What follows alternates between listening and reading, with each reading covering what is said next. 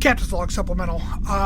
The diplomatic meeting between the Brixlar and the Jojinian is all complete, and it's going to go down as one of the most historic, probably most memorable diplomatic encounters that we've had here in Starfleet. They were trying to settle a dispute about some territory, a couple of planets that are kind of in between their recognized sovereignties, and we decided as a third uninterested party to host them on our ship to allow the talks to happen here. And, there was no yelling. There was no bitter arguments. There was no obscure ceremonies. There were no weird fights with strange weaponry. Nothing. They just had a civilized discussion, came to an arrangement that worked for everyone, and then we had a nice lunch. Man, the Starfleet manual doesn't even cover this.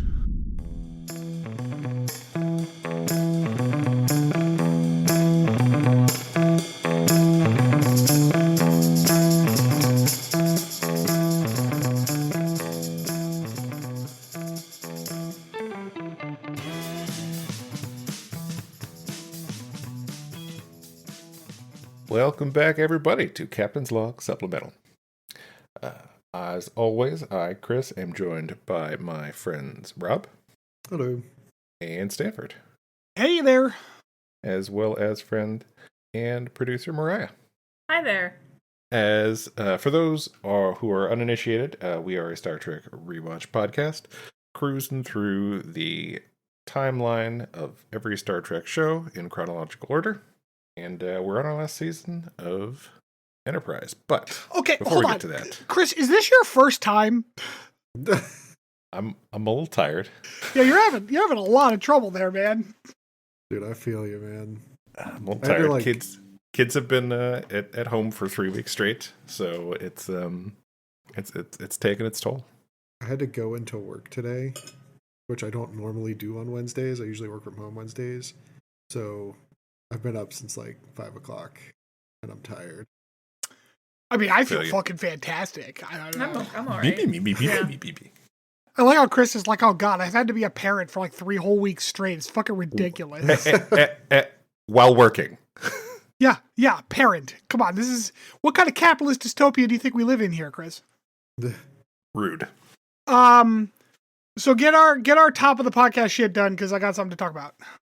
Yeah. Do the rating, subscribing, tell your friends. That's important. Help the podcast grow. Do it. All right, awesome. So I don't know if you remember, but like a while ago on the podcast, we were talking about like TikTok trends, and you were talking about the Dirtman song. Oh yeah. Okay. I would like to play for you a sound that is currently on my TikTok trend, and see if it's like, I assume it's on everyone's, but it could just be mine. Sure. So, I'm gonna share, if it's not, it's gonna be tomorrow. Yeah. That's usually how it goes. Either I get it the day before or the day after you do. I met her on the internet. We haven't met in person yet, and that's how I'd like you to say. 'Cause I've been down this road before. What the hell is happening? I'm a creature of the night. I've not seen this one yet. How could she ever love me right when I am only half a man? She's coming over here tonight. To tell the truth, I'm terrified. There's nowhere left to hide the fact that I'm a half. Yeah, so this song has been all over my FYP for the last like 3 days. And so this song is of course stuck in my fucking head. Like non-stop. Sorry to hear that. I'm not. It's incredible.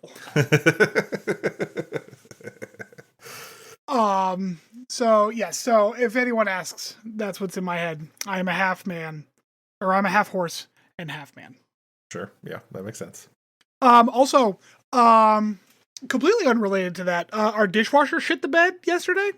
Which no sucks. Our dishwasher has been slowly doing its best. but obviously on its way out. It's one of those things where it's like, the problem is probably that we don't treat it well enough because, like, I don't know, cleaning out filters and dishwashers sounds like I beg your highest pardon. like it sucks. And I can't do it because I can't reach it because I'm So therefore disabled. it doesn't get done? I clean that dishwasher all the time. All the time, at least once a You month. stop it. You say that my shoveling Anyways. the snow was worthless. Anyways. And you're saying that I don't clean the Anyways. dishwasher filter?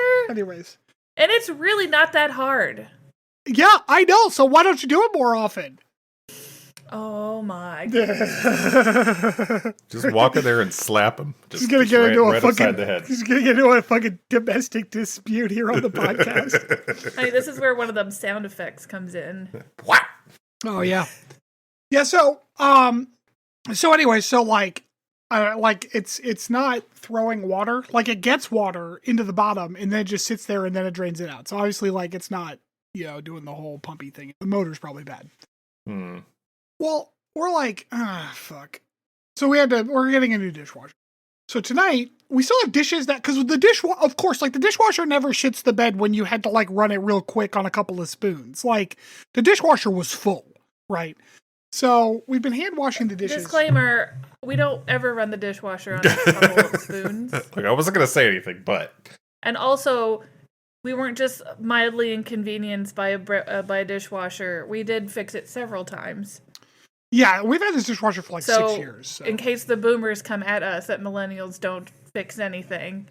We had to replace the spinny blade things a couple of times. Like, yeah, we've done some work on this dishwasher, but I'm not swapping out a fucking like pump motor. That's not You've happening. only had it for 6 years, though? I don't like that sentence, Chris. I don't like to use the word only there. That's like not long for a dishwasher. Yeah, like 2 apartments ago. Wait, not long or long? Not long.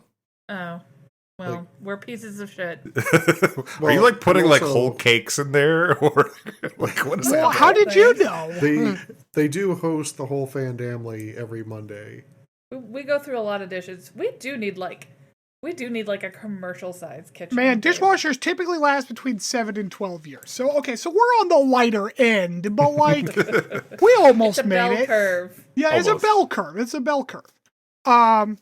Anyways, You're so in the 93rd percentile. so tonight, of course, like I go into the kitchen and I was prepared to make tacos. Oh, Jesus, I didn't even realize that coincidence, honey. I was prepared to make tacos because I got the stuff for that's tacos. right. White people taco night?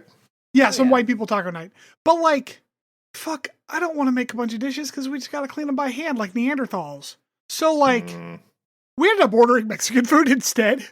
Excellent. Perfect choice. Well, So originally I was like, bro, like we're not doing dishes, right? She's like, no, fuck that shit. So like, what would you like to eat? And she's like, well, let's get Indian food. And I'm like, okay. Indian food still involves some dishes because like it's not a food you eat out of its containers very That's easily. true. Like you got to like Yeah. transfer it, some rice and some stuff to plate. So I'm like, why don't we stick to stuff things like like gyros or Mexican or Chinese or whatever? And she's like, sir. well, let's do Mexican. Sir, did you say gyros? Hero, whatever the fuck. I'm not Greek and they're European, so I don't feel bad. Gyros. Heroes, yeah. Heroes, yeah, those things from Pittsburgh or whatever. God damn it. Oh my god. I didn't know gyro was gonna bother you, Mr. Bruschetta. Like, Bruschetta. so it just occurred to me now as I was telling this story that we ended up ordering Mexican on the day I was gonna actually make tacos. Nice. I had chorizo quesadillas, pretty fucking good, and Liam housed like half a fucking plate of nachos. Oh my god. I love chorizo, especially like Spanish chorizo is good in the right situations, but I fucking love me some Mexican chorizo. No, man. Spanish chorizo is too European. It just tastes colonialist. Like the Mexican stuff tastes good. Yes, very Spanish stuff tastes like I'm supposed to be at a fancy fucking restaurant for this shit. I'm glad that there's someone else who agrees with me because I feel like I've been taking crazy pills about the Spanish versus Mexican chorizo. Oh no, yeah, totally different. Well, I shouldn't say totally different because there's commonalities between Yeah, they're them, the same profile, but like the grease level and like Yes. yeah. Oh my god. for sure. Fuck, I still got half a quesadilla in there. Shit. Well, now I'm hungry. Yeah, you should be. You should be hungry for some sweet Enterprise action. Woo! What a segue, man. We've been working on them. Mostly been Rob at the forefront of. All right, Okay, well, bye, as you Chris. said, Bye. And as I mentioned earlier, Chris, just we are leave. in the middle of It didn't even Oh like. no! It didn't even You like. said Enterprise. You scared him. Yeah, it scared him off. Episode 13 of season Didn't even like 4. ping on Discord. He's just Part two vanished. of the Like current he three-part. I wonder like if he his never existed. computer died. We emptied Wouldn't- up- or we Wouldn't Discord still ping? Because isn't it on our end that he disconnected? to, read and trip on the I mean, bridge. it did ping. Oh, I didn't hear it. They're Crazy. trying to, I didn't hear it. He went boop boop. kinda But get I mean, control of the Matthew ship was and, running his trap. So. I was running my suck. It's pretty much my job. they eventually do a few things and drop out of work. So and while he's not apparently here, right in front of a Regelian so Rob, I freighter. got an email from the other podcast I've been editing for. Mm-hmm. And they said some very nice things to me. Them dropping out of work. And But like they're also like, Centurion moving Chad, forward, if you want, you comes could up take with a some great like plan heavier to train editorial Enterprise. decisions. And it's like, by what, do you want me to run your fucking podcast? What does that mean? I don't know what to do. Time for a soundboard. There was so that's the funny thing. They mentioned sound effects, and I'm like, what the fuck? I am not. And that's the level where it's like, I'm a tech guy. I'm not an artist that way. I don't know what the fuck sound effects to do. Just get a tin whistle. A tin, yeah, or like, is a tin Or a whistle slide whistle? A slide whistle. That's what I was Yeah. thinking. Yeah, Yeah. the boo, yeah. Paul says she can make a grid And a to detect trombone. the Those are drone the two vessels, instruments but it you would need. take Oh yeah. Brr, 128 brr, ships. brr. I guess I should text Chris and see. Oh, also, Rob, I was gonna, because y'all were talking about describing food, Tran Fritz, about food, and I thought about his- describing your food in girlfriend, books, down in sick and bay. it made me think of Apparently Brandon her wound Sanderson. is much worse This than book hasn't actually stopped. where they It doesn't stop. It's so go. It doesn't that stop until I said to Matthew, "Can he just take a minute and describe some food? Like, does she or does she not have boobs? And can you describe her outfit? Like, I need a breather. So I I need a definitely minute. did like the first part, a few lines of the podcast before I realized I had disconnected from the channel. Oh Like- yeah. Man, everybody is so quiet. What is happening? Did you record all of that?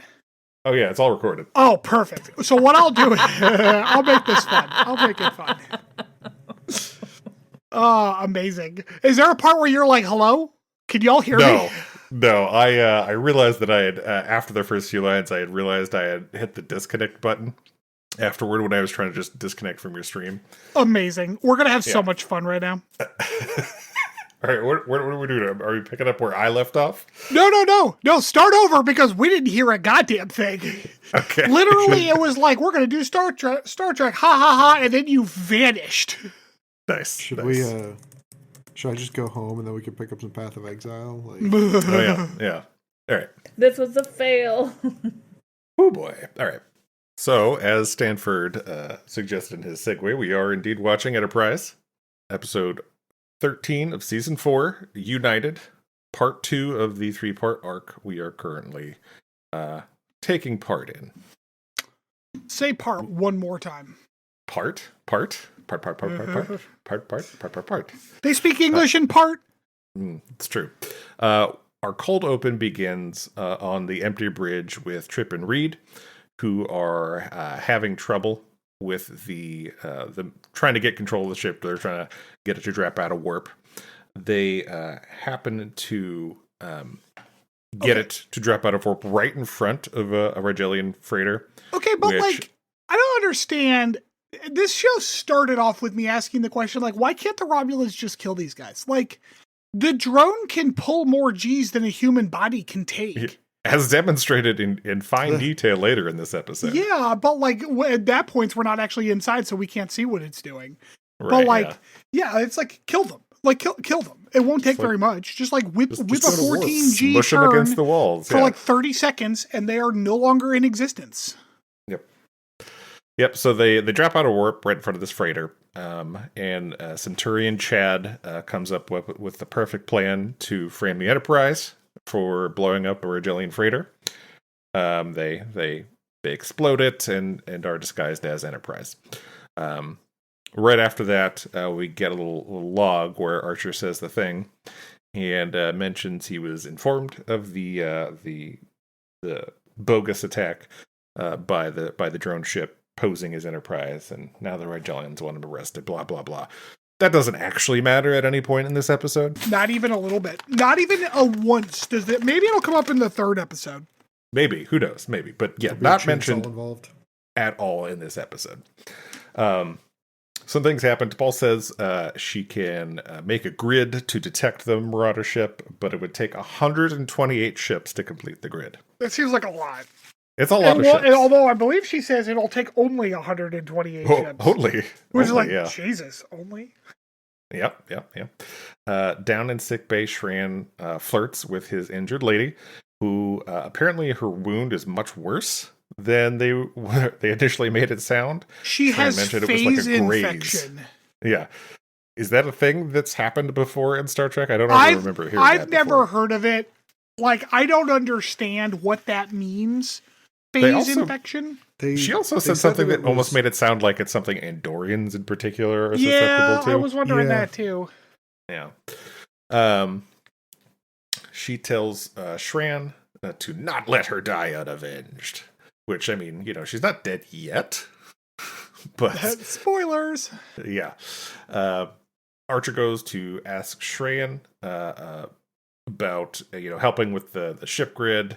But he is mainly thinking about killing Tellarites, so that conversation doesn't go too far. Back with the Romulans, the drone ship is damaged, so some higher up dude is expressing his concerns to Centurion Chad about how it might be identified, and the Romulans will be compromised, and they want it home.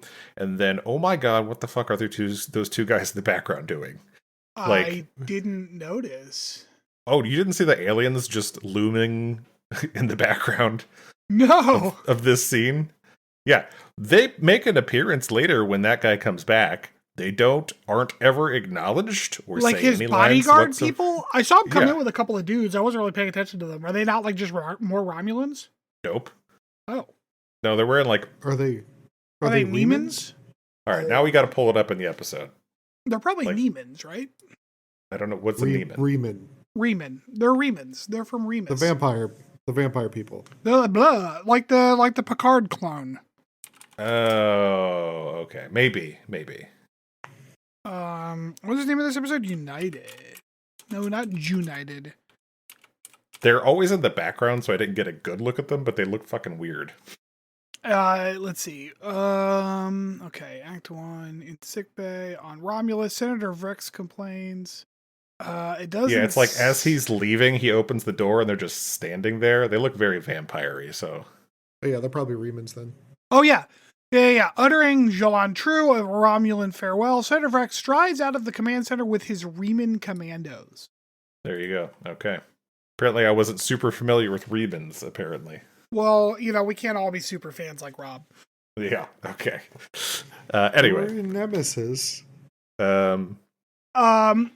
I've watched that movie a grand total of half of a time. I watched so- I watched the whole thing once. No, twice, because I did all the watch throughs of Star Trek movies not too long, like in 2021 or whatever.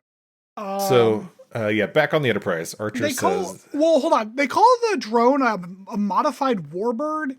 yes. I don't understand that sentence because it doesn't look a goddamn thing like a warbird.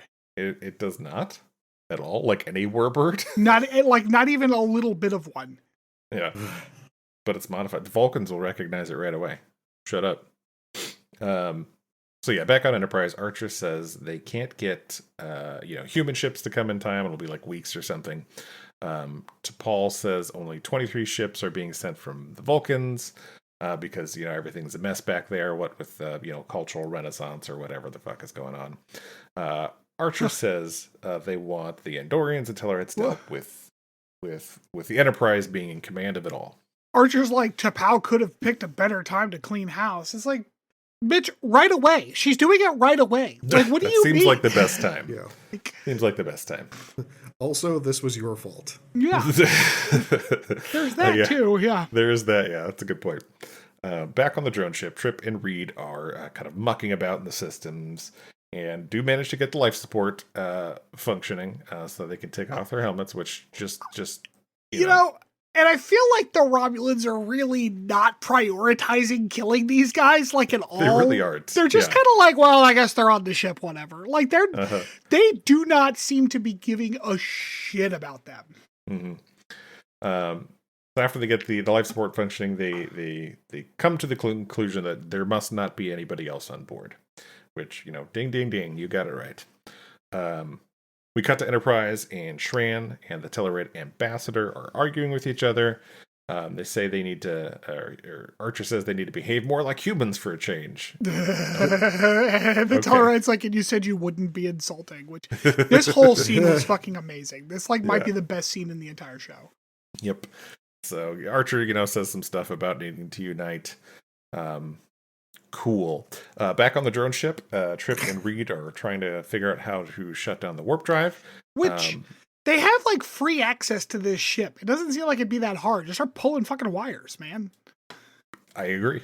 Yep, that sounds accurate. Yeah. They seem to have found the propulsion though, and do shut down the warp. Though apparently backups might turn on before too long.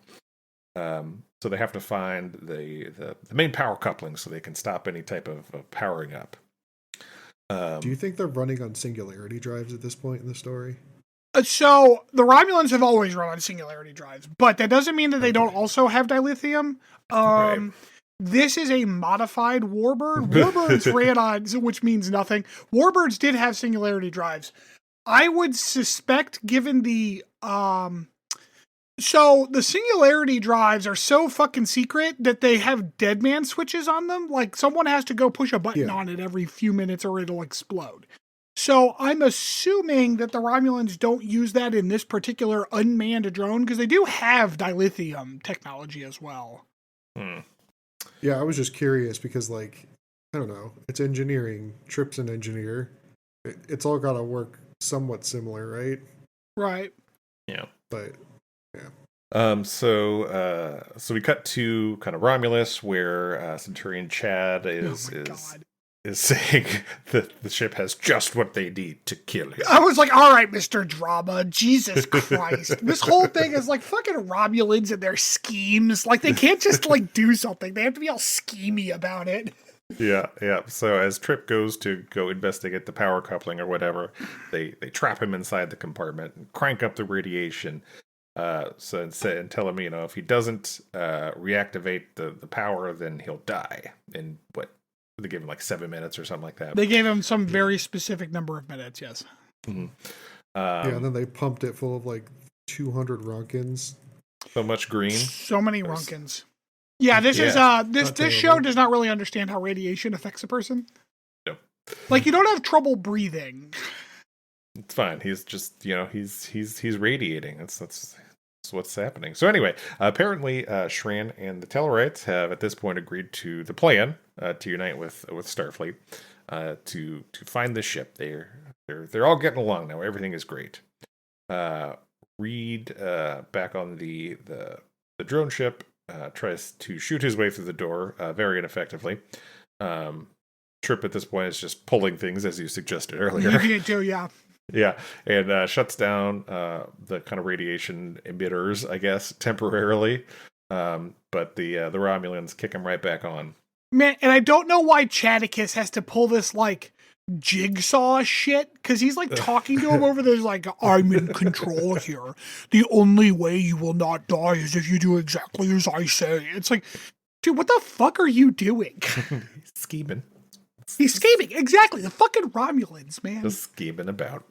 Back on Enterprise, everything is in position, but Archer gets a call from Phlox. Apparently, Shran's Boo died. Oh, Dami Mommy died. Yeah, and her antenna are all sad and droopy. It was very sad. Yeah, those phaser shots to the shoulder are probably pretty fucking rough. Yeah, tell you what. You know, you'd think the Andorians would be a lot shittier at, like, fighting if they could be taken down by just a stray random phase shot. Yeah. Back on the drone ship, Trip keeps pulling shit up, but this time it's not working. So Reed says he will reconnect the things to the Romulan guy, but Trip orders him not to. We cut back to Enterprise quickly, where Shran goes to Hype Man's back. Yeah, to see the killer of his lady. Also, why isn't that dude locked up? Like, That's a good question. he should be Diplomatic immunity. he should be at least restricted to quarters. He shot somebody I'm at not a point sure. where nobody should have been shooting. I'm not sure I necessarily agree because, like, You can gotta be wrong. remember- It's fine. No, and not like I don't agree that he did something wrong. I do agree with that, but like, remember that this is the USS America, and like Shran et al. Came into their quarters, right? So like. The humans are probably like, well, I mean, there's some self-defense going on here. With the comparison It's to a America, stand I will your tell ground. you, if you shot an intruder when he was not armed in front of a cop, you would go to jail. I mean, listen, if it was in your house and you lived in Florida, there's a good chance you'd get away with it. That's what I'm saying. Like, I'm saying, like, you're wrong, Chris. Like, that has definitely happened. And no, you don't even go to you don't even get locked up for the night. No, the cops they can't. Well, okay, I shouldn't say they can't. They're not supposed to. Yeah, well, cops are fucking pigs. What do you expect? Oh man. Anyway, where was I? Shran gets all up in this hype man's face. Oh yeah, no, Shran. He's like, I just want to talk. I just want to talk. I just want to talk to him. I just want to talk to him. So anyway, he's got a little canteen of Dami Mommy's blood, which he I was like, proceeds to it's pour her on his blood. hands. What the fuck, dude? It is apparently a challenge to a duel to the death. Here's a fun trivia fact. This is the fastest that any Star Trek went from compelling to stupid. Yeah. Like, so anyway, like it turned around so fast in this one scene because it was going okay, and then it got so fucking stupid that I almost spit out my drink. So the alliance is ruined if he doesn't agree to the duel, and everything is terrible. Ceremonial duels are stupid. Back on the drone ship, Reed reconnects the stuff to turn the power back on, and for some reason, why does that work? Open the door? Yeah, I also don't know why the Romulans like, well, then we can just let him go. I don't know. The Romulans are just being like, they're not. I don't know who to blame. Because, like, maybe Romulans are just so used to scheming that they don't know what to do when shit goes correctly. Straightforward, yeah. Or if it's just the writers of the show are fucking incompetent. Or, like, a combination of the two. Because, like, what are the Romulans' plans here? Because it doesn't seem very clear. Yeah, so anyway, they let Reed in to help Trip, but they do lock him in there, I guess, with the thought of killing him once he's in there. I don't know why they had to wait for him to go in there, but wasn't that the room where all the problems they caused were? Like, what the fuck sense does that make? None whatsoever. Anyway, so apparently Reed... Oh, sorry, did you say something? Yeah, I have another question. Okay. So, if you have a room that can just pump out tons and tons of radiation, and it's connected to the room where the other human also is, why didn't you just open up the door and let the radiation pour out and kill both of them? Because shut up. Shut the fuck up. That's why. Because, like, that's not schemy enough. Yeah. Oh, sorry. Yeah, they had to scheme him in God there. So damn it, Rob. Your schemes are barely ploys. So anyway, Reed apparently had set a phaser to overload back outside the door that he was recently let in. I don't know what the fuck. Because he's like... Because Reed and... Oh God, this is so stupid. Reed and Trip are having a conversation inside the room. Because Trip's like, you disobeyed my order. Reed's like, I saved your life. And then, like, there's an escape, like, there's a hatch here that goes somewhere. And don't worry, I set an overloaded phaser to blow up in the past room. Well, they don't. We just got to get through. And, like, I guess he's being somewhat circumspect about the words he's using, but he clearly was like, by the way, I did something in the last room. And the Romulans are like, what vent are they talking about? Did they not give a shit about the overloaded phaser conversation they just had? Like, they don't care. Well, they never said phasers, so it's like they could have been talking about, overloaded toilets. I don't know. These are the dumbest Romulans that I've ever seen on screen. Yep. So anyway, they make it. Reed explains they don't have much time to get away from the bridge. They make it through that vent or whatever, and Reed's phaser goes boom and rips a giant hole in the ship. Very effective placement. I gotta hand it to him there. Yeah, that did a shit ton of damage. Yeah, It even fucked up Steve's headgear back on Romulus. it's true. Yeah, they shut down the link to the ship with the Romulans, at least temporarily. We go back to Enterprise, where look, there's some minor rule in the tradition that allows someone else to jump in as a replacement for the challenge. I am surprised. Yeah. So I didn't think there could possibly be a bladed weapon dumber than the Batleth, but you were wrong. I was wrong. You're way wrong. So Archer goes to see Shran and asks him to call off the duel. Tells him, it's me. And Shran's kind of mad about it and says he can't call off the duel. Okay. Back on the drone ship, the Romulans have reconnected. And now they're like talking about maybe just setting it to self-destruct. But that never happened. So Paul talks to Archer on Enterprise. Man, Archer explains... I don't know what direction Bakula was given here, but he seems so excited to go die. Yeah, Archer's explaining his conclusion that he is the only one who can die and still maintain the operation and a potential alliance. So, he just got to die, or maybe not. And I understand that he's got his own scheme going, right? There's a scheme going here. I get it. But he's not even being coy or cagey. He's just being excited. It's weird. His acting was terrible here. And not even he did a bad job acting. His entire mood was out of place. He wanted to do some fighting. They should have just grown another sim. We get these people are still on the show scene with Travis and Hoshi. My note here is, man, they're really just throwing Travis some random bit lines at this point. Travis has no character anymore. He's just the guy that shows up when they need some color on screen. He's a prankster. Yep, pretty much. Not in this fucking episode. There was a different prankster. That comes at the end. Yeah. They're apparently looking for a loophole in the tradition, because there's always a loophole in these Yeah.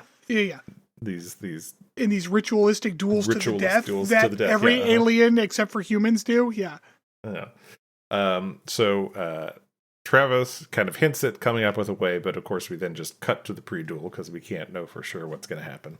Oh my God. This was the second best scene in this show was Archer getting advice from everybody, because Hoshi's watch out for this. And T'Pol's watch out for this. And then Tellarite's and stab him in the heart and twist it real good, man. And I'm first of all, why is the Tellarite even here? Second of all, grab him by the dick and twist it. This guy gets it. He's yeah, fuck him up. Fuck that guy up. Oh, man. So anyway. Completely not reading the room, this Tellarite. No, yeah. So not only do they have these bladed weapons, but they also have these dumb gauntlets that are tethered together by a steel cable. I noticed, what's with this stupid fucking gauntlet? And so supposedly this is an ice mining set of tools or whatever. Yeah. But the weapon, it looks like, I don't know, it looks like a 2-dimensional ocarina with blades on it. And it would be one thing if the ends of it were hooked back towards you with the idea that maybe you could jam it into ice in order to stay like a piton, right? Like an ice pick. That would make sense. But it's curved away from you, so it's not even good for that. It's a useless piece of metal. Well, apparently kids play with them back on Andoria, so Yeah, Shran's got his he gives his a name, basically. He's me and old Betty here have been through some shit. Yeah. Keep Stabby with me wherever I go. More like old Sawy, because his doesn't even have the points, which I give them credit for the fact that not all of them are the same. Shran's is a little different than the one that Archer's using, which is actually kind of nice. But his doesn't even have the points at the end. It's just I don't know, a serrated, like a bread knife. Yeah, it's just a serrated knife. It'd be good for cutting bread. Yeah, now I want bread. So anyway, the fight starts off, and Archer starts off by getting his ass kicked pretty well. Gets cut up a bit by Shran. But then, of course, Shran stabs the fuck out of Archer. I'm like, yeah, get him, Shran, fuck this guy.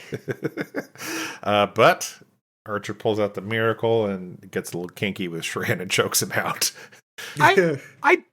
Okay, so this is another one of those, like, how is Archer winning? Like, Because Shran has done this before. He's got a slower metabolism. He's got the armor, the main character armor. So my note is, God, this is dumb. we cut to the sick bay where no, not going to talk about the worst cut that anyone's ever made in cinema. Yeah, it was pretty bad. Yeah, after he was choking him out, he kind of raised his thing up like he was going to stab him and jams it down. But it cuts right as his hand passes the camera. It's real fucking awkward. It looks like some high school like film school shit. Yeah. And there's no suspense at all because the immediate next scene is us seeing Shran with just a severed antenna, which apparently is going to grow back anyway, so it's not even that big of a deal. But he's just fucked up for a couple months. Yeah. So anyway, Shran says, "Yep, nope, that's fine. Tradition was expected. Matter is settled. We're all good." Yep, that was it. We're done. So anyway, back on the bridge, they have found the drone ship and moved to intercept. Which, by the way, this whole fight thing had no bearing on the plot whatsoever. They're like, we want to make a Kirk scene. Oh yeah. Anyway, did this fight have a bearing on the plot? I think that, like, the conflict between Shran and the Tellarites had a bearing on the plot. Sure. Did it need to end in a ceremonial duel? Obviously not. That's why this was stupid. But like, the conflict between those two characters was relevant. Right, but it wasn't even the other character who this fight was with. It was Archer. No. That character gave Archer some real good advice about how to stab Shran as hard as he fucking could. Oh, man. Anyway. I'm starting to think the Tellarites might be my new favorite alien. They're metal as fuck. Like this. All the drone ship things are progressing. When Enterprise arrives, they see a Vulcan ship, and it's obviously not one. Yeah, like, why? What? First of all, the Romulan's like, activate the holographic skin. Like, he says it like it's real dramatic. It's all right, man, calm down. But, like, why did they do this? What was the point? You can't see me. You can't see me. Me. The gig is up already. Like, man. So, back on Romulus, at this point, the higher up guy shows up with his Remans in tow and starts complaining. However, Enterprise does detect Trip and Reed on board the drone ship. At this point, the drone ship opens fire on Enterprise, who quickly takes out the drone emitters so they can see the ship. At this point, the drone ship just starts going all wacky all over the place. Jesus Christ, the CGI on this was wild. Yeah, like it just like moving in perpendicular ways to the way they were going before completely. So, got some sweet maneuverability on that ship. Trip and Reed apparently need to get closer to the hull so they get transported out. So Trip and Reed end up just ejecting themselves out of an airlock. Which I think was the plan. Yeah. They, Enterprise is like, we're going to grab them. Yeah. But then their sensors get hit. Right. Yep. The sensors get hit. And then at this point, though, the Alliance ship shows up. Yeah. They give chase on the drone ship, which has since exited. The sensors are out. The Alliance ships show up, and everyone's like, "Oh, tell them our men are out there!" Like, can someone whose sensors work just grab them real quick? Like, what are we doing? Like, grab them. It's a transporter. Shut up. Oh, okay. That's my mistake. I apologize. Yeah. So Reed and Trip get back. Trip informs Reed he is being put on report for disobeying those orders. Haha, it's a joke. Prank. Such a prankster. Trip is the prankster. It Reed was so stupid. Is very British about it. I chuckled. Are you pulling my leg? Are you pulling my leg? We then proceed to a scene where Shran and the Tellarite ambassador are making nice. And we get a nice little CG shot of all fun Alliance ships. Well, Archer says, well, why should we wait until we get to Babel? Like, they're going to have a conversation right now. I have I have a reason. Shran's not a fucking ambassador. Well, No, he totally speaks for all of Andoria. Like, I mean, what that's the all fuck we is ever happening? see speaking for Andoria. But like at the beginning of this arc, He's, Shran specifically said he was escorting the ambassador. Like, so obviously the Andorians have the concept of ambassadors. Like Shran's just some random fucking captain in the Imperial Guard. No, don't you understand? He's secretly the Emperor.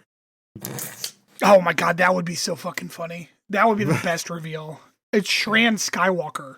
Speaking of reveals, we cut to the Romulus kind of base where Steve's headgear is raised off of him, and gasp! It's an Andorian, a white Andorian, An albino Andorian. yeah. And end of We're- episode. We're gonna find out all about them next week. Yerp. All right, so on a scale of 1 to 5, where 0 is threshold, where are you boys at for this one? Do you want me to go first, Rob? Yeah, this is a wild ride. I started at a 3 because it was fine. I almost went up to a 4 because of the pretty good interaction between Tellarite and Shran and like Archer in that first encounter. Then plummeted to a 2 as soon as this fucking duel of the fates started. That was the dumbest shit. Like, what a waste of everyone's fucking time. So I gave it a 2. Dude, I remember in history class when I heard about how Alexander Hamilton got himself killed because he decided to duel somebody. And I don't know why. It bothered me. It just felt really freaking stupid and wasteful of human Only life. because it is. I mean, it's not just because of this. It's because duels are stupid. But anyway, I wanted to give it a 2. I feel like I have to give it a 3 because like my gut's saying like it was still fun to watch. Yeah, that's honestly where I kind of ended up with. It was overall fine. I didn't hate watching it, although, as you pointed out, there was definitely some dumb parts of it. But I ended up at a 3. I guess, like, if the Romulan shit wasn't also dumb, maybe it could have recovered for me, but, like, that was also stupid. So, IMDb gave this episode a 5. I'm not Wild. shocked about that, to be honest with It's you, because- because it's... Jeffrey Combs. Is it? Yeah, I was gonna say, is it because of Jeffrey Combs? All right, well, when we come back, we'll get into my deep dive of the episode.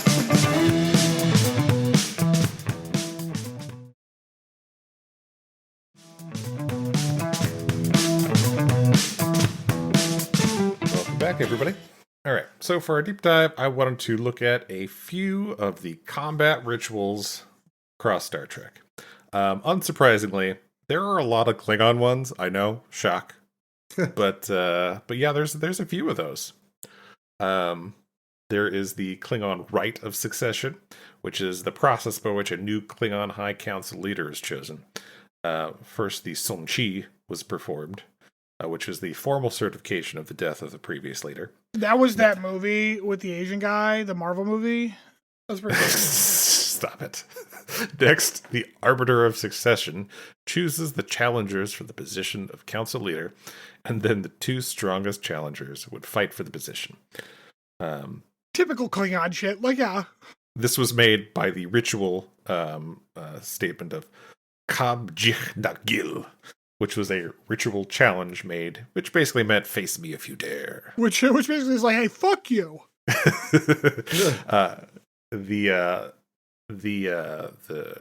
It also was preceded by the Jachug, which was a apparently ritual listing of the contestants' various victories and battle prizes they had won, and general overall prowess in battle that they had to make their claim for the leadership of the council.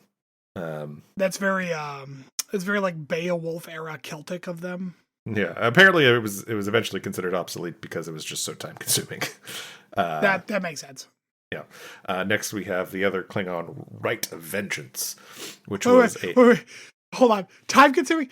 Like in canon, it was time consuming, or like that was a directorial position. In canon, it was time consuming. Yes. That makes it sound it's like and last week Clark bravely overcame a cold. Like Exactly. Yeah.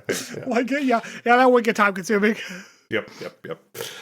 So in the Rite of Vengeance, which is apparently a traditional matter of honor that was claimed when an individual sought revenge against another, which, happens a lot for Klingons, let's be honest.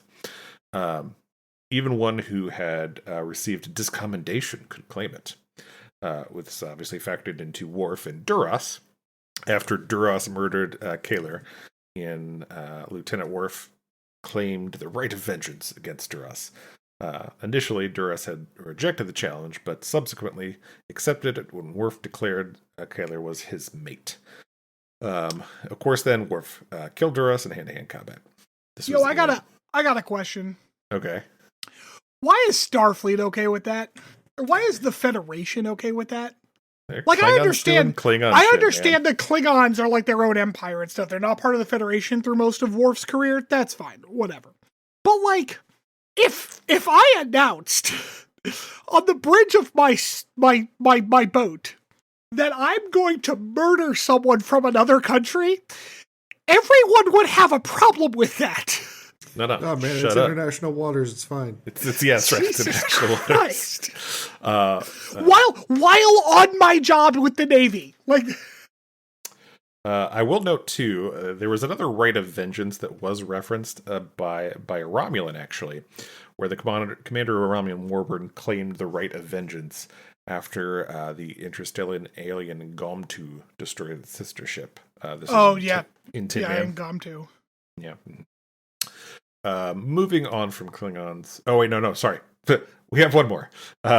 Which was, Klingons have more than 2 fucking fighting rituals? No way.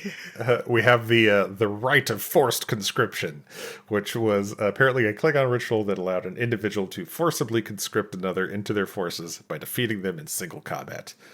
Oh, okay, so slavery. Got it. Okay. Yeah, this is what happened in Lower Decks. The invocation of the rite required the presence of witnesses, apparently. Yeah. Yeah, slavery's not cool unless people watch you do it. Like, yeah, we all agree. Yeah. In Lower Decks, Ma'a invoked the right of forced conscription on Barg and defeated him, thus conscripting into his Kuvbek. This allowed Barg to name him as the sacrifice required for the final part of the ritual, Jathurg. I don't even remember how to pronounce all these, but yeah, this was in A Farewell to Farms. It's like I'm there. Yeah, I know, right? It's so good.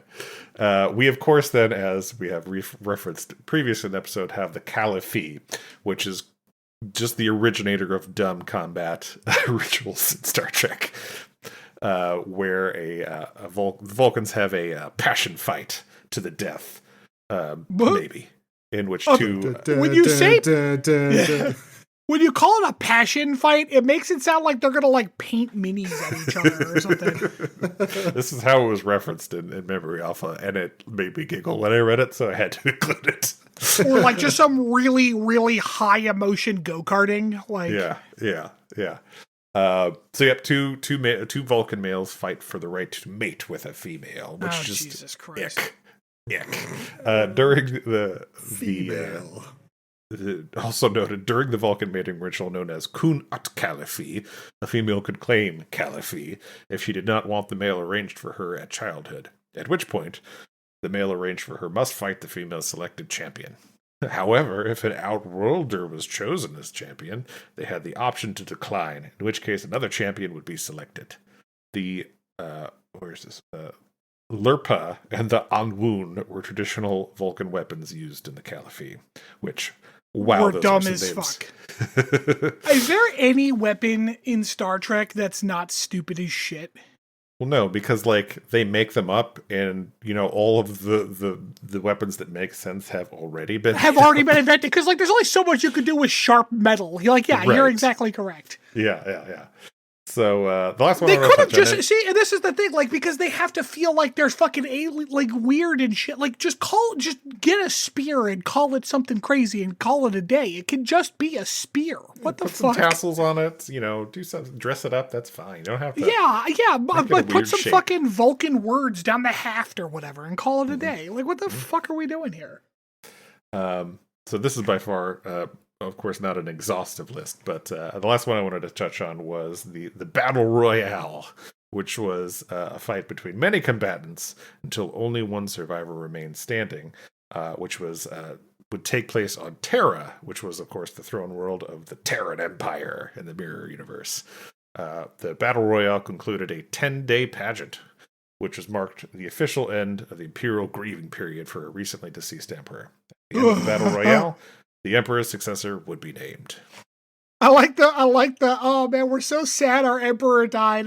Let's go have a bunch of people kill each other. That'll make us feel better. So Dude, that is so Mirror Universe, and why I hate every Mirror Universe episode. It's very like what Hollywood thinks Rome was like. Mm-hmm. They should have just like, whoever won the battle royale should have been the next emperor. That's what they should have done. I mean, that would make sense. Why would that make sense? Because nothing makes sense. Exactly. That's why it doesn't make sense. Anyway, that's the last one I want to touch on. And when we come back, we'll get into a little bit of potpourri. Real quick as a note, ritual combat is stupid. Oh wow! So glad you just, as an aside. That's right. You did mention you had opinions. Which, that's my opinion. Ritual combat is stupid. In case it wasn't clear thus far. All right. When we get back, potpourri.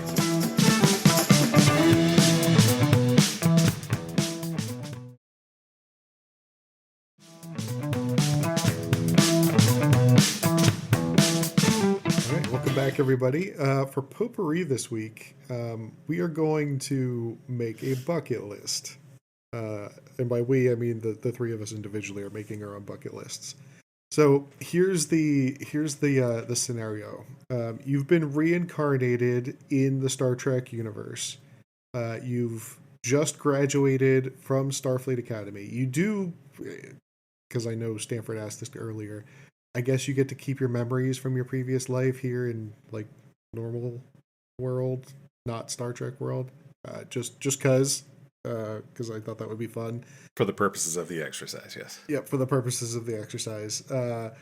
So, in this given scenario, what are your top 5 bucket list items? What do you want to do in the Star Trek universe here? Okay, so I've already been through high school in this universe, right? Yeah, you've gone through Starfleet Academy. Okay, so I've already done all the holographic porn stuff, so I can just cross that off the list.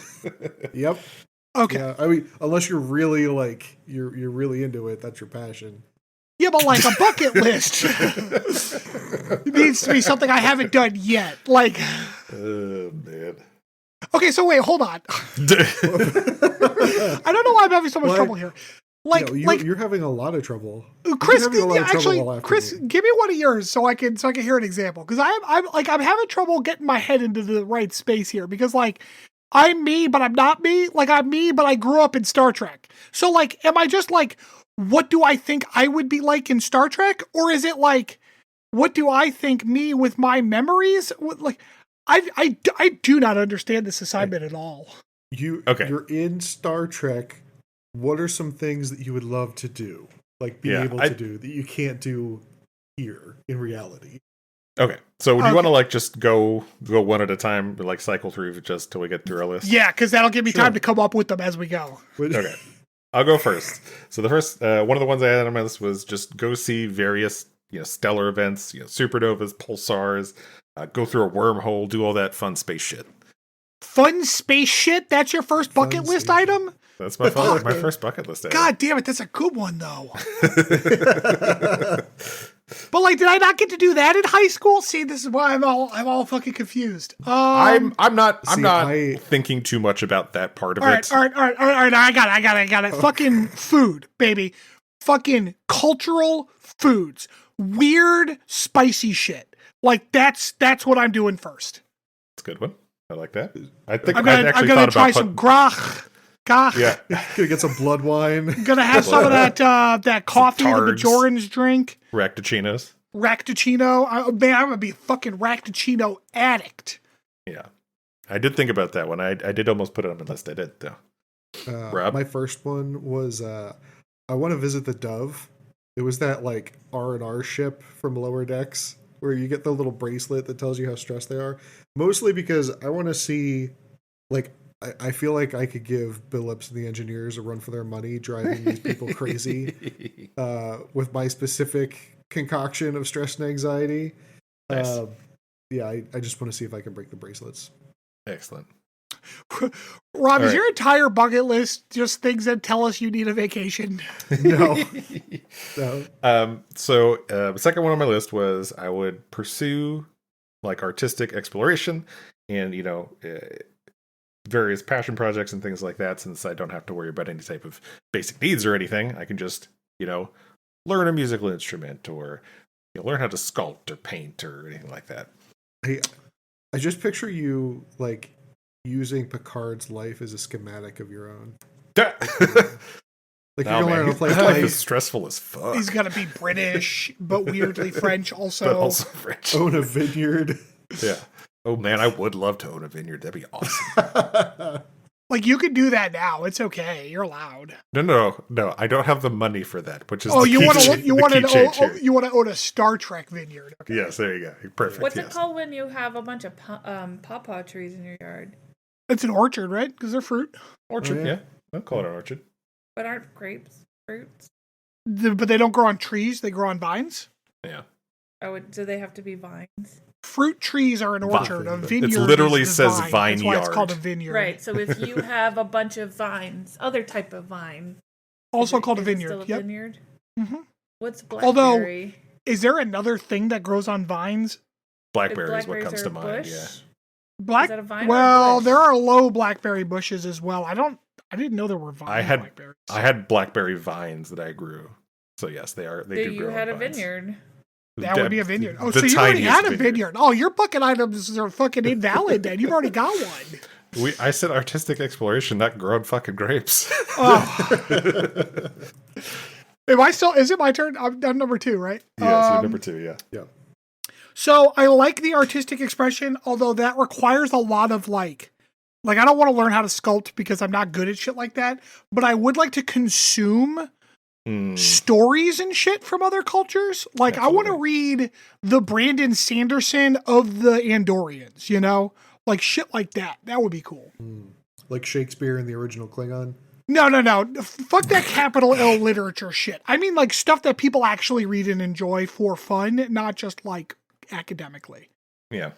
And it's funny because you say that, like, that is kind of an issue with Star Trek, is that like there is nothing that's not capital L literature that's ever mentioned because they That's have to be true. all like highbrow bullshit. It's like, Except what does Vulcan smut look like? I bet it's fucking fascinating, So a vineyard can only be grapes. God damn it, Chris, you've ruined it. what did I do? I don't know. Is blackberry the only other thing that could have theoretically qualified? There's got to be other vine fruits, right? I guess but it's saying tomatoes? specifically a vineyard. The definition is grapes. Does that just because it like implies that they make wine there? Yes. Okay. Wait, oh God. Is the word wine come from vine? I never really thought of that. I don't know. Because it's vino, right? In Latin? Huh. I don't know. My next one is I want to meet Will Riker. I just think that would be cool. Just get a beer with Will. Yep. Maybe we'll play you Yeah, just wanna hang some out. trumpet. Man, like, Ooh, yeah. The trumpet. He plays the trumpet. my fear for shit like that is that Or no, these trombone. people- The Trombone. trumpet, so- trombone. Or trombone, yeah. trombone. That's These better. people that like you want to meet and stuff would find me so painfully uninteresting, I'd be embarrassed. it. Because, like, yeah, that'd be cool to get a beer with Will Riker, but then he's like, God, this guy's fucking lame. Dude, I feel like it would be really hard to like graduate from Starfleet Academy and lead a boring. There's a lot of people in the background of TNG that would like to beg to differ. Right. Did Picard had like a whole episode where he like went like if he didn't like get stabbed by that Nausicaan, like what his life would be, and it was all boring and shit. He was like the only 6-year-old guy on a Star Trek vessel who wasn't a captain. Oh, that's right. He was still like ensign or some shit. Yeah, or like junior grade Lieutenant or lieutenant or whatever? something Yeah. like that, yeah. All right. My number 3 one I have is just mess around in holodecks, not in a porny way. Stanford. Hey, man, Just like Mouse said in The Matrix, man, to deny our urges is to deny the very thing that makes us human, Chris. So. But I think what I meant was I think it would be cool to like, I don't know, just like live out books and stuff, you know, that you Sure. like to read. Like Fuck 50 yeah. Shades of Grey? Not that one. Man, I've You got do much Stormlight better Archive. books for you, dude. Do Stormlight. Not that Yeah, one. I got some books I'm going to upload when Chris... I don't need any book talk stuff, okay? Just keep that off of my my lists. It's called Romantasy. It's Oh. yeah, man. There's some shit out there that's fucking great. There's some shit out there, that's for sure. All right. Like I want to fly like a ship for a bit. Like I wouldn't mind piloting something. Not something big, maybe like a little runabout or something, but just something I'd like to get around. That'd be fun. The mechanical feel of that concept, not necessarily just like travel, but I mean like bip up around in a ship sounds fun. Yeah, that'd be cool. My number 3 was I want to go to the original Quarks on Deep Space Nine for a couple reasons. I almost put that on my list too. So it's funny because like you talked about like wormholes and holodecks and whatnot. This kind of like gets 3 all in one. Like one, you get to go through a wormhole, right? To get Speaking to of porny holodecks, yeah. Well, I guess it depends on where you're coming from, right? Yeah, where you're coming. That. Yeah. Oh, the carbon filters. Biofilters. Or biofilters, yeah. 2, yeah, you get to mess around in fun holodecks. And then 3, I just think it'd be fun to meet Quark. He's a quirky guy. I don't know. God, I would not want to meet him at all. Quark is the quirky guy. I have a question. Yes. Yeah, go ahead. Is it holodeck like hollaback girl or holodeck? Hollow, like holographic. Holographic, hologram, holodeck. OW. HOLO. Like Holo. hologram. Like holo? Holo. Yeah. Okay, holodeck. Yeah, I'm Okay. assuming it's Greek or Latin for light. Yep. Probably. Visual light, yeah, holographic. Yeah, because it's holographic and yeah. It's my turn? Yeah. So I mentioned I thought about, visiting Quarks, but I kind of did a more all-encompassing one of just, since I have my previous, life memories, I know about all the famous places and stuff in Star Trek, so I'd want to do like a tourist thing of all those famous places, see Quark, see like Cisco's restaurant and the Vulcan temples and shit, do all that stuff. Ooh, what if you started your own tour guide business? Because I'm assuming no one else has all the Jesus. memories that you all have. Yeah. So you could Chris, you're not allowed to have something that you're not monetizing yeah. God damn it. in the Federation where there's no money. Yeah. So you get paid in prestige. How does he know all this? It seems pretty straightforward. I want to do some weird body modification shit. Oh, boy. Like third two arm, dicks tentacles, weird shit. Weird shit. All right. I mean, Are the all right. tentacles for your holodeck experiences there? I'm yeah, baby. Or I can get the real thing. Fuck it. oh man. right. I want to visit historical Bozeman. Oh, okay. All right. You gonna ride the rides there? Yeah, the one that's broken now. Yeah. Uh-huh. Cool. Yeah, that'd be included in my landmarks tour, I guess. All right. So my last one is, since we're living in a post scarcity society, there's no money. I would just I'd probably end up having a large family because I don't have to worry about maintaining anything, going to work, anything like that. I just have a big family. I feel like Chris took this much more seriously. Man, how the fuck am I supposed to follow that up? Yeah, I mean, growing up, my mom had 7 siblings, my dad had 5, so family events are Jesus always huge. Christ. So yeah, so I would want a big family. Making them babies. Hells yeah. You know what? Making them babies. I would colonize. Ooh, that sounded no. hold on. your inner Whitey came out there. Oops, my European came out. No. I mean, not colonizing a native civilization, but go be a frontiersman. But Man, that doesn't wants to sound join good the either. Would mo- like to he wants to boldly go- go? He wants to join Oh, the fuck Maquis. yes. I want to join the Maquis. Oh, my God. I want to be a freedom fighter. Fuck it. I changed my mind. I want to be a freedom fighter. Nice. It's a good one. I didn't specify when in the timeline we want to be. Yeah, I you wanna did, because you want to fire- meet Riker. Well, yeah, sure. That's on the bucket list. But I want to fire the goddamn grapplers on the NX-01. Man, I assume there's some amusement park doing that shit. Right? Probably It a should be historical Bozeman. Bozeman. Yeah. Right? All Good shit. right. That was a fun exercise. I enjoyed taking the time to think about that. Yeah. Chris enjoyed being your friend and taking you seriously and following your instructions. No, I took it seriously. this- That's why I didn't understand. You were in too deep, Stanford. Yeah, you're Because, like, I feel like, You're because looking here's the too problem. much- My bucket list would be different if I was just like, you know, I fell into a wormhole and woke up on the Enterprise tomorrow. Like, that's a different me than, I don't know, I guess I died of old age, happy in my home, and then woke up a baby in the Star Trek universe. No, you got That's hit by a truck. That's a Yeah, different, oh, trucking. sure.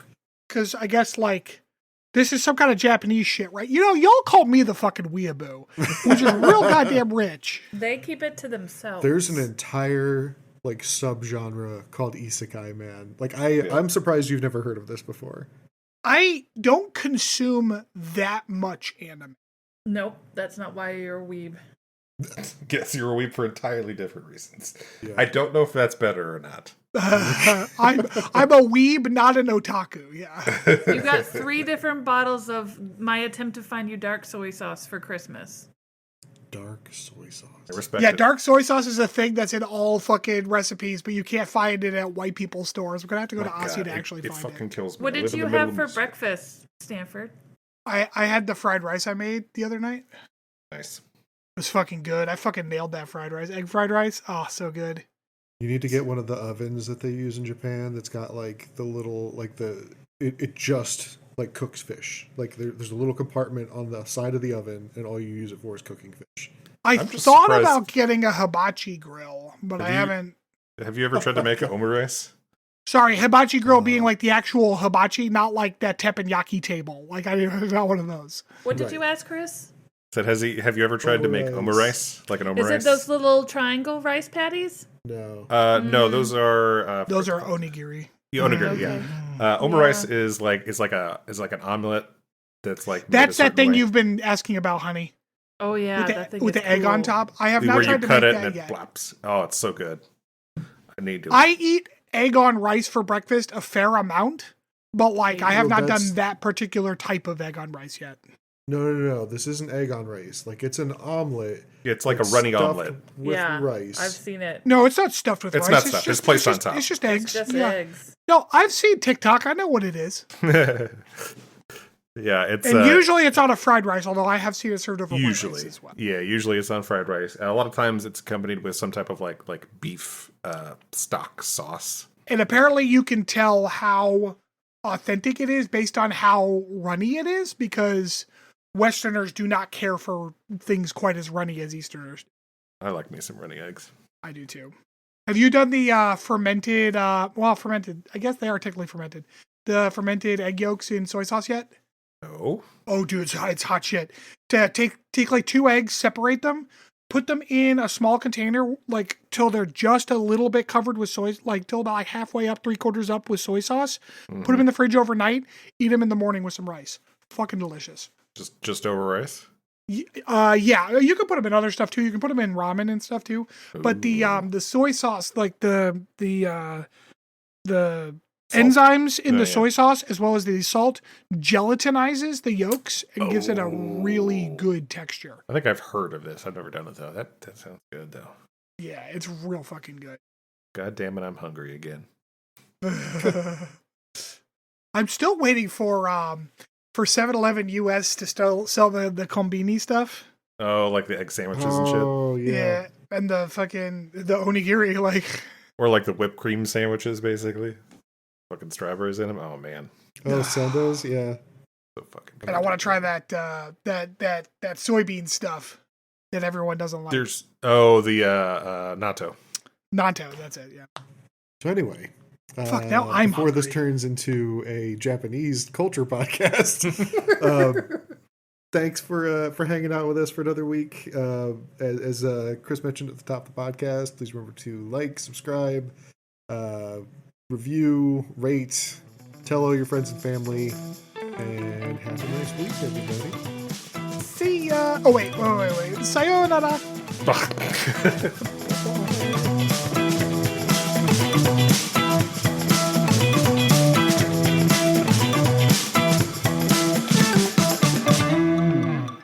Thanks for listening to Captain's Log Supplemental. You can follow us on Twitter at PodCLS or send us hate mail at podcls3@gmail.com.